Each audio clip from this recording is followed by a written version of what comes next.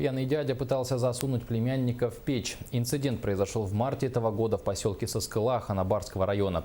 В день преступления отец пострадавшего и осужденный гражданин Фадеев распивали спиртные напитки. После ссоры под предлогом поиграть в видеоигры Фадеев позвал к себе домой 10-летнего племянника. Видеоигры включить не удалось, и осужденный набросился на ребенка.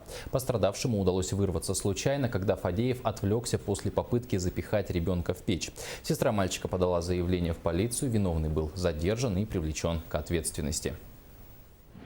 Дело было рассмотрено и вынесен приговор, обвинительный приговор в отношении Фадеева. Отягчающим обстоятельством является то, что совершил преступление, предусмотренное пунктом А части 2 статьи 116, то есть причинение побоев или иных насильственных действий, не повлекших последствий, предусмотренных статьей 115 из хулиганских побуждений. То есть в данном случае ребенок никаких поводов для совершения преступления не давал.